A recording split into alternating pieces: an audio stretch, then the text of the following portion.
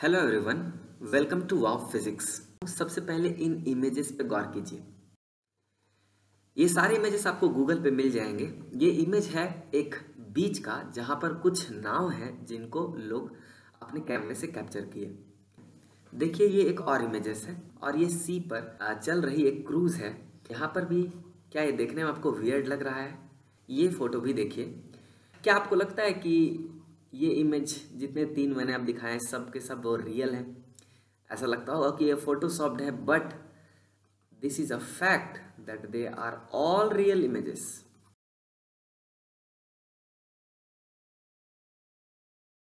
इसके पीछे के फिजिक्स को समझने के लिए हमें 2 चीज़ों को समझना बहुत ज़रूरी है। उसमें से एक है एक इम्पॉर्टेंट फिनोमेना जिसको बोलते हैं टोटल इंटरनल रिफ्लेक्शन। ये फिनोमेना क्या होता है? देखिए, जब कोई लाइट रे किसी डेंसर मीडियम से रेयरर मीडियम की ओर जाती है, डेंसर मीडियम में देखिए ये है डेंसर मीडियम और ये रेयरर मीडियम की तरफ निकल रही है। इस कंडीशन में जब एंगल हमारा इंसिडेंस का छोटा होता है, उस समय देखिए लाइट डेंसर टू रेयर जा रही है, इसलिए कुछ नॉर्मल से दूर हटती है। लेकिन जैसे ही हमारा एंगल थोड़ा बढ़ा करके क्रिटिकल एंगल के बराबर होता है, थोड़ा और बढ़ाएं एंगल, तो ऐसा देखा जाता है कि रिफ्रैक्टेड लाइट जो होती है वो दोनों मीडियम के बीच के इंटरफेस को ही टच करने लग जाती है। अब अगर हमारा angle of incidence critical angle से भी ज़्यादा हो जाए, यानी कि ये जो लास्ट वाला रे है इसमें हम एंगल ऑफ इंसिडेंस क्रिटिकल से भी ज़्यादा रखें, इस केस में ये लाइट रे देखा जाता है कि ये वापस उसी मीडियम में आने लग जाती है जिस मीडियम से ये गई थी, यानी कि डेंसर मीडियम में रिटर्न होने लग जाता है। अब ऐसा लाइट का जाना और उसी मीडियम में रिटर्न आना रिफ्लेक्शन कहा जाता था, इसलिए इस फेनोमेना का नाम टोटल इंटरनल रिफ्लेक्शन है। तो लाइट 2 ट्रांसपेरेंट मीडियम के बीच है, बट फिर भी लाइट दूसरे मीडियम में ना जाकर सेम मीडियम में रिटर्न आ जाए, इस फेनोमेना को टोटल इंटरनल रिफ्लेक्शन कहा जाता है। अब ये एक इम्पॉर्टेंट फेनोमेना है जिसको याद रखने की जरूरत है। और सेकंड, एक इम्पॉर्टेंट फैक्ट याद रखना है। क्या फैक्ट है कि ऑब्जेक्ट का जो पोजीशन होता है वो उसी तरफ दिखाई देता है जिस तरफ आपको अपने आंख में फाइनल लाइट रे ऑब्जेक्ट से आता हुआ दिखाई देगा। कहने का मतलब क्या है कि मान के चलिए कि आप यहां पर ये आप देख रहे हैं, किसको देख रहे हैं? किसी एक ऑब्जेक्ट को। जैसे कि हम अगर सन को ही देख रहे हैं, लेकिन सन से जो लाइट आ रही है उसका एटमॉस्फेयर के वजह से रिफ्रैक्शन होने की वजह से इसका बेंडिंग हुआ, और बेंडिंग होने की वजह से जब ये हमारे आंखों तक पहुंचा तो इसका डायरेक्शन फाइनल लाइट रे हमारे आंखों तक कैसा आया? ऐसा। तो फाइनल लाइट रे का जो डायरेक्शन होता है वही डायरेक्शन होता है हमारे ऑब्जेक्ट के दिखने का। तो हमें ऑब्जेक्ट किधर दिखेगा? बिल्कुल उसी डायरेक्शन में सीधा दिखाई देगा।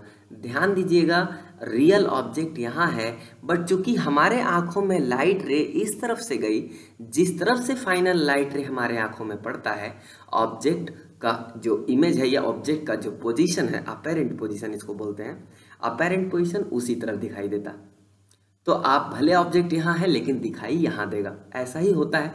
आप डिलेड सनसेट और अर्ली सनराइज अगर पढ़े होंगे, उसका वजह यही था।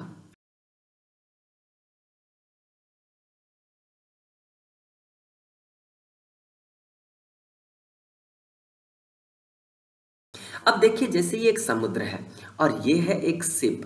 कहीं हम यहाँ पर से नजरें लगाए हैं इसको देखने के लिए। ये जो प्रोसेस है इसको हम लोग बोलते हैं लूमिंग, और ये जनरली कोल्ड वेदर में दिखाई देता। तो उस समय जब मौसम काफ़ी ठंड हो, धुंध हो, उस समय दिखाई देगा, क्योंकि उस समय कोल्डर जो एयर होते हैं वो नीचे की ओर होते हैं और थोड़े गर्म वाली जो हवाएं होती हैं वो ऊपर होती हैं।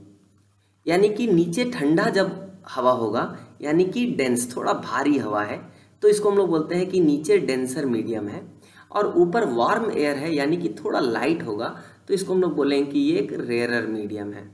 अब थोड़ा ध्यान दीजिएगा कि ये जो लाइट शिप से निकली है वो डेंसर मीडियम से निकली है और जा कहाँ को रही है? रेयरर मीडियम को। तो जब ये रेयरर मीडियम को जाती है तो नॉर्मल से अवे हटता है, तो लाइट कुछ ऐसा हो जाता है, थोड़ा सा बेंडिंग। फिर ये देखिए ये इस बार डेंसर है और उसके मुकाबले ये रेयरर है, तो लाइट थोड़ी और बेंड करेगी, ये कहीं इधर जाएगी। फिर थोड़ा आप आगे बढ़ेंगे, फिर से देखिए डेंसर और रेयरर का सिचुएशन है, और देखिए ये थीटा एंगल है, ये एंगल क्रिटिकल एंगल जैसे ही होगा टोटल इंटरनल रिफ्लेक्शन चालू हो जाता है।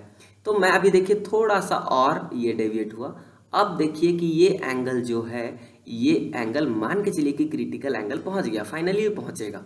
जैसे ही क्रिटिकल एंगल पहुंचता है, लाइट अब रिफ्लेक्शन करना चालू कर देती है।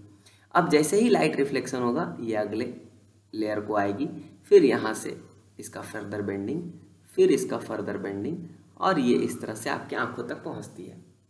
अब अगर इस तरह से आंखों तक पहुंचेगी तो जो फाइनल लाइट रे होता है, फाइनल लाइट रे, यही हमें पोजीशन होगा क्या, ये सिप का। तो आप भले सिप यहाँ है, लेकिन आपको ये सिप यहाँ दिखाई देगा, ये दिखाई देगा यहाँ पर ऊपर।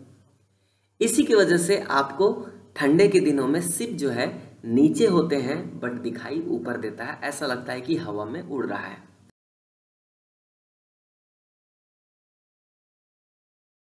जैसे देखिए यहाँ एक सिप है, और इससे निकलने वाली लाइट जो है, ये एटमॉस्फेयर के बहुत सारे लेयर से धीरे धीरे धीरे धीरे कर बेंड हुई, और बेंड होकर के इस जगह पर इसका टोटल इंटरनल रिफ्लेक्शन चालू हो गया।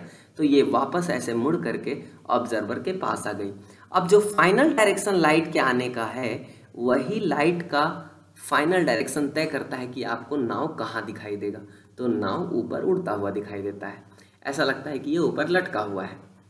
तो ये है इसके पीछे का फिजिक्स, और इन सब की वजह से कुछ ऐसी वियर्ड तस्वीरें, और जिसको देखकर ऐसा लगे कि ये रियल है ही नहीं, ये फोटोशॉप्ड है, ये काल्पनिक पिक्चर्स हैं, ये रियल एग्जिस्ट नहीं कर सकते, ऐसा फील होता है, ऐसे फोटोज आते हैं।